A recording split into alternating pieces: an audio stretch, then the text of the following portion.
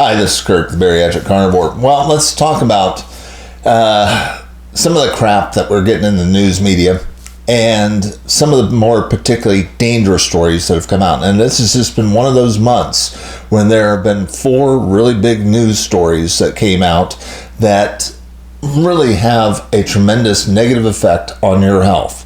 Now, most of the stuff that pops up in the media is stuff that you just know that you can ignore. They're just clickbait headlines. And one of the reasons why I just don't get health news from the news media is most of it is just obviously patently stupid, just trying to buy a click. Take, for instance, this story that the secret to health is eating more avocado.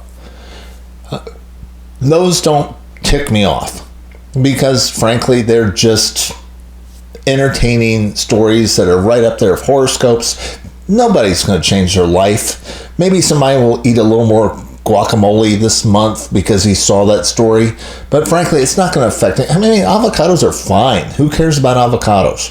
But, you see a story like that, you pretty much safely ignore it. Then there's a story that gets a little more serious, but it's not that bad, and it was done, and some of the British tabloids seem to really buy this one up.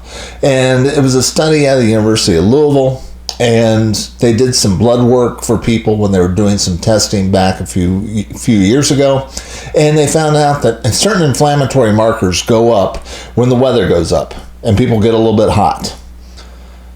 That's basically what the study said. The headlines, though, were basically "a day in the sun will kill you," and ridiculous stuff. That was not what was in the article. That's not what the scientists concluded. It was just basically, hey, when you get hot, there's a chance that certain inflammatory markers are going to increase. We kind of suggest that you don't go out in the heat of the day. Okay, big whoop. Again, probably not going to affect anybody's lives. But these other things that popped up will. And this is what really ticks me off. And the first one was from the journal Nature. And the study, and the headlines that went out all over the world. And I mean, this one got really big coverage. I mean, I saw this all over the planet when it came out. And it was protein will cause cardiovascular inflammation and kill you, probably give you a heart attack. And I'm just sitting there when I saw the headlines, and I just went BS. But then I saw that it was being covered all over the place, and I actually did a little bit more in depth on it and did a video attacking that particular study because it was just utter nonsense. But what ticks me off is that the journal that published it was Nature. And Nature was one of those journals that I used to highly respect. I mean, if Nature printed a study, that meant that it was undergone rigorous peer review. They duplicated the events. They had some of the highest standards out there for a long time. Whenever something came out of Nature, I almost always believed it. And their newest editor has absolutely destroyed the brand. I noticed it during COVID. She is a woke individual that is really into this DEI stuff, and frankly, she has killed that journal and all credibility, and this study just kind of proves it. What that study did was they took 14 people and they gave them a special high-protein meal, and you would think from listening to their press release that they were giving them steak and eggs and a really good high protein food and stuff like that. No, that's not what they gave them. What they gave them was Nestle's Boost mixed with some protein powder with some canola oil.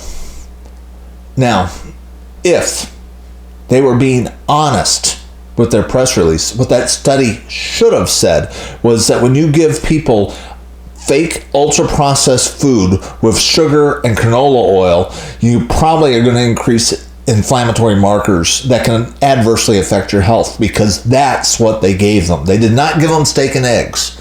They did not give them real protein. They gave them human pet chow. They gave them ultra-processed food. And they give it to them in a drinking format, which just means it's absorbed in the upper part of the GI, not the lower part. This is exactly what Dr. Lustig has been talking about with the effects of ultra-processed food and sugar on the human health and the heart, and how it causes type 2 diabetes. That basically, they proved Dr. Lustig's point exactly, but they blamed it on the protein. And that is just absolutely disgusting. And what's bothersome about that is people who actually read that and take it to heart are going to reduce their protein intake, and their protein is absolutely vital. That's what provides the muscles that you need, and you need more protein as you get older, not less. But there are going to be people that will get less protein, particularly older people that read the newspaper, that might actually believe it, and they're going to have deleterious effects on their health. That one ticked me off. The second one wasn't so much a news story, but a tweet from Stacy at the American Diabetes Association. She's their new dietitian, and they put her up on a tweet, little video explaining how, as a new dietitian, how to put together a really healthy plate as a type 2 diabetic. And it consisted of same old crap. Lots of carbs. Ultra-processed carbs are okay. Now, what you don't know about Stacy, a couple things. What's pretty obvious when you look at the video is Stacy's not darn healthy. She's a chubby chick that should not be pushing. She does not look like the beacon of health. Even when they've got her made up for video, she doesn't look that healthy. That's number one. That's a side point, but that kind of ticked me off. Number two, you don't even realize it, that she used to work for Big Food.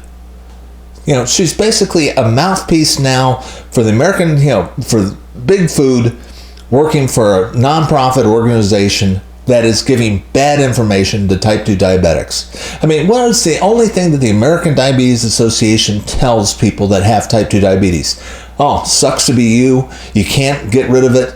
Nothing you can do except, keep pumping in the insulin. That's their message. That type 2 diabetes is incurable and always progressive. And that's just not true. You can look at this research that's coming out of Virta Health. There's tons of people that have type 2 diabetes that have absolutely reversed it and gotten off insulin. How? Through diet and lifestyle, but there's no money in that. The money that the American Diabetes Association gets is all the big bucks coming from Big Pharma, Big Food. And that's what Stacy is pushing. Now, what was interesting to me about that whole thing was a lot of people looked at that tweet. Over a couple million people looked at that tweet, and they were getting bombarded with so many negative comments that at the end of the day, they cut off comments within hours after the tweet went up, and 2.6 million views, 183 likes. That'll tell you just how bad of a tweet that was. And again, the thing that bugs me about it is type 2 diabetics are going to be looking to that association for serious health advice. They have a lot of credibility, and yet they're giving out bad information that is just going to kill people or keep them getting sicker. And that ticked me off. Then the third one that popped up that was just absolutely stunningly amazing was the American Heart Association. At their convention in Chicago, they did a press release, pre-pub. This wasn't even a peer-reviewed story. Yet, because it's the American Heart Association with a great deal of credibility, the news media dutifully picked up this finding in their press release, in their little press conference, where they said, "Oh, we did a review of some data." The press said it was a study, but it wasn't really a study. It was a review of NHANES data, which is basically a collection of medical data. They looked up in a database. This is something that a high school student could have done, and said, okay, let's look at the people that skipped breakfast from 2007 and let's see how well they did. And guess what? In 2007, before intermittent fasting and time-restricted eating was a thing, nobody had heard of a Jason Fung. Nobody had heard about trying to do fasting as a thing. Back in 2007, if you skipped breakfast, that was because you were chugging a cup of coffee, smoking a cigarette on your way out to work. Those are the people that skipped breakfast back then. And that's what counted as time-restricted eating. Basically, if you were just eating lunch and dinner, that's time-restricted eating under the auspices of that quote-unquote study. And guess what? They didn't norm it. They didn't take a look at this data in depth. They didn't check to see how many of those people smoked, exercised. They didn't categorize them in any way, shape, manner, or form. They just looked at basically people who skipped breakfast, and back in 2007, and lo and behold, Shazam, they had more heart attacks. Well, that's not exactly surprising. If you'd taken me back in 2007 when I smoked and drank coffee and I skipped breakfast from time to time, guess what? I would have been on a real good risk factor for having a heart attack. Thankfully, I have quit those habits. But I now practice time-restricted eating. The people that do it, frankly, are not like they were in 2007. I mean, if you're practicing time-restricted eating, if you're doing intermittent fasting, if you're doing long-term fasts like 2 or 3 days and stuff like that, and you're doing it deliberately, guess what? You ain't looking for a heart attack. These are the healthiest people out there. They're doing it for their health for a reason. And to put out that type of information using the auspices of the American Heart Association to try to discredit low-carb and time-restricted eating is grotesque. That is deliberate malfeasance by an organization that darn well knows better.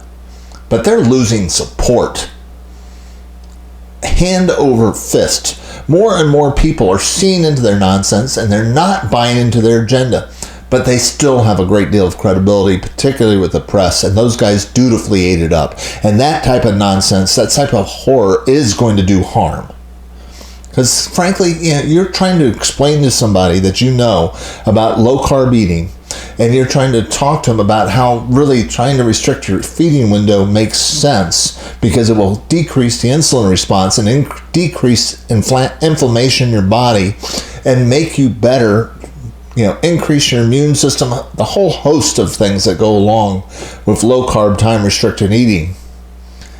And people are going, but I saw a story, and it was from the American Heart Association. That is absolutely grotesque, inexcusable, and ticked me off. And then there was this other story that came out just yesterday. Andrew Huberman, who's a podcaster, was attacked in the New Yorker. And the subject of the attack was the fact that this guy is a pretty darn good-looking guy, very successful. He's a doctor who teaches at Stanford University. He looks nice. He is healthy. He gets lots of dates. He dates a lot of different women. And that was the basis of the attack. He's dated a lot of people. It's not that he's married and dating a lot of people. He's single and dates a lot of people. He has an active social life. It was like the type of crud that you see from a bunch of middle school girls in a magazine that is supposed to be an intellectual, serious magazine. Instead, it's a rag. And why are they doing this type of hit piece on somebody like him? Because he's a popular podcaster and his central message is eat real food, get exercise, do resistance training. Stuff that is damaging the overall message that and goes against the grain of big pharma and big medicine and big food. I'm noticing a trend. They first went after Joe Rogan. Then they went after Anyway, I've been watching them. They've been systematically going after every major podcaster, influencer that has got large audiences. I suspect the next one that will show up in their hit piece will be Dr. Barry, because he's now hitting millions of people on his YouTube channel, and they'll be going after him next. It seems like Russell Brand was the one that I was trying to think of. Russell Brand, you may or may not like him. He's kind of a goofy guy in a lot of ways, but what was interesting about Russell Brand was he was calling out Big Pharma, particularly over the vaccine issue, and was unapologetic and went after him pretty darn hard, even within YouTube guidelines, and never crossed the line. But he got in the crosshairs of Moderna, and there's enough information out there that shows that Moderna was working actively to keep track of all this stuff. They had a heck of a dossier on them. They're the ones who did the hit piece on them. And then they used their one of their supporters that was a member of parliament to make sure that he got defunded and demonetized on YouTube. This is the power of these organizations. Look, Big Food is $1 trillion plus a year industry. You have spent, the world has spent over $1 trillion on statin medications since they were introduced. We're talking about serious money. And the Big Food, Big Pharma are the big advertisers in the news media. Frankly, they're going to control the news, because he who pays the piper tends to call the tune. You're not going to get healthy following the health advice from the news media. It is a psychopathic system that is not looking after your health. None of the people in Big Food, the government, Big Medicine, maybe even your own doctor, and certainly the media, are waking up every morning going, gosh, how can we make the world healthier? How can I look after your health? They ain't asking that question. The only person that can look after your health is you. And the sooner you grasp that concept, the better chances you are going to have to break free of this darn matrix. They're not looking after you. I'm sorry. It's bad. But the plus side is this. We thankfully live in this era right now, despite everything they've got. Yeah, look, if I had tried to go low carb back in the 1980s, I don't think I could have done it. I would have gone against what what I'd learned in health class, etc., and I wouldn't have known where in the heck to look up the information that I can get now pretty darn easily using Google. It just wouldn't have existed. I could not look up these actual studies because I would not know where to go in a medical library to be able to find them. Now it's all available to you. There's really no excuse except the fact that you're not doing it. And frankly, you need to do it because the news media isn't going to do it. I mean, if you can't figure it out, take a look at those stories. Realize that all the information that this little dude in Oklahoma could figure out, they won't. Even though they are paid, quote unquote, journalists, they're not looking it up. They don't care. They don't really have time to care. That's not their job. Their job is to produce things that get clicks. That's it. And their boss's job is to not tick off the people that buy advertising space. And a lot of that is Big Food and Big Pharma. That's just the reality. So the sooner you understand that, the better off you're going to be. This is Kirk, the Bariatric Carnivore. Not exactly, again, it's not a real happy message, but at another level, hopefully you've got some hope that you can change your health, that you can learn this stuff, that thankfully we do have a time. We do live in a time when there are alternative sources still there, and they're going to come under increasing attack. But, in this fight for your health, buddy, you're all alone. But thankfully, we're all alone in this together, and there are resources. And this is at another level a spectacular time to grab control of your own health. I try to put out a couple messages each week. Please hit the like and subscribe button. I will talk to you again soon.